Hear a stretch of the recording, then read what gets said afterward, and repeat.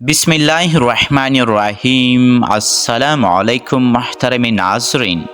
सुल्तान Salahuddin Ayyubi रहमतुल्लाह अलैह का एक काजी जो एक छोटी सी मुलाजिमत करता था और सुल्तान सलाहुद्दीन अय्यूबी रहमतुल्लाह अलैह का इतना करीबी और ख़ास काजी कैसे बना और सुल्तान सलाहुद्दीन अय्यूबी रहमतुल्लाह अलैह को इसने अपनी अक्लमंदी से कैसे मुतासिर किया, ये सब आपको आज की इस दिलचस्प और सबक आमोज़ वीडियो में बताएंगे।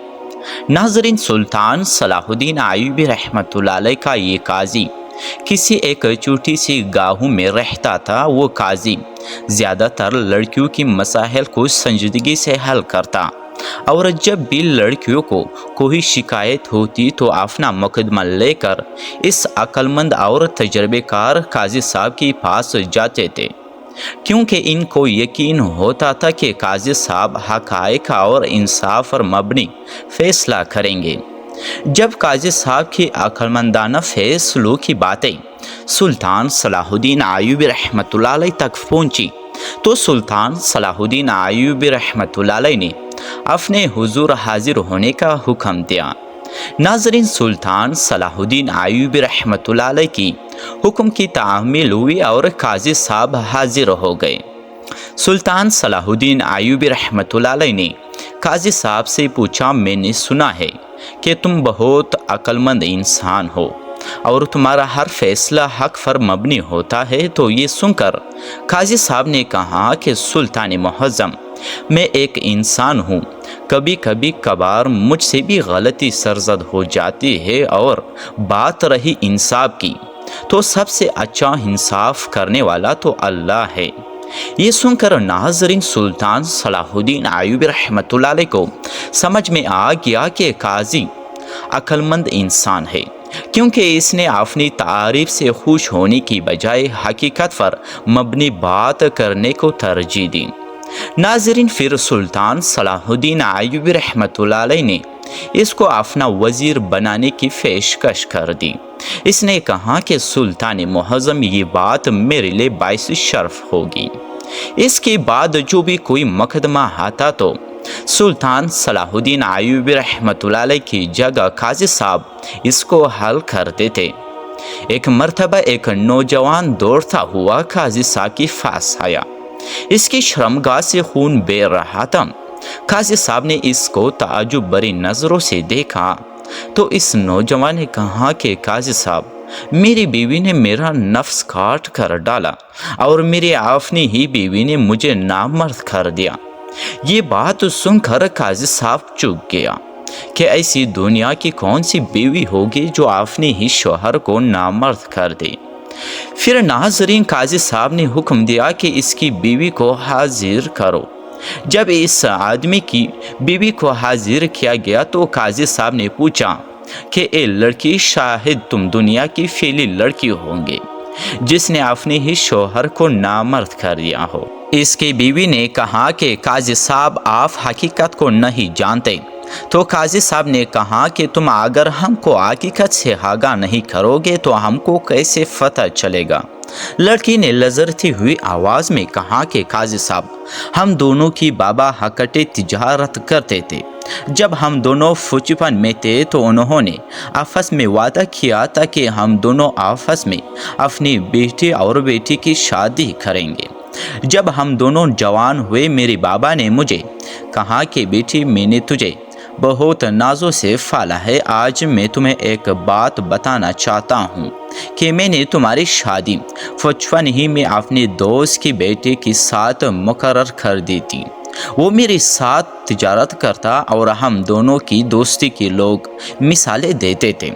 अगर तुम चाहो तो मेरी पसंद मेरे वादे के मुताबिक इस लड़के से शादी करो। मैंने अपने बाबा को कहा कि अगर आपने मेरा रिश्ता किसी और दूसरे के साथ भी मुकर्रर किया होता तो मैं ज़रूर करती। मेरे बाबा ने मेरे सर पर हाथ रखा और चंद दिन बाद हमारी शादी हो गई। हम दोनों बड़ी हंसी खुशी ज़िंदगी गुजार रहे थे, लेकिन शादी की चंद दिनों बाद मेरे शौहर का रवैया मेरे साथ बदलने लगा। मुझे शक हो गया था कि मेरा शौहर किसी गलत रास्ते पर चल पड़ा है। میں نے اپنے شوہر کو کہا کہ تم مجھے اس بار تجارت کرنے کے لیے ساتھ لے جانا، لیکن میرے شوہر نے مجھے ساتھ لے جانے سے صاف صاف انکار کر دیا۔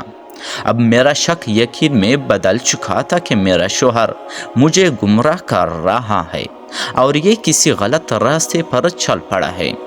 میں نے بھی سوچ لیا کہ اب اس کو سبق سکھا رہی ہوں گی۔ جب میرا شوہر اپنے قافلے کے ساتھ روانہ ہو گیا تو میں پیچھے گھوڑے پر سوار ہو کر اس کی جاسوسی کے لیے نکل پڑی۔ سفر بہت طویل تھا لیکن ہم جلد پہنچ گئے۔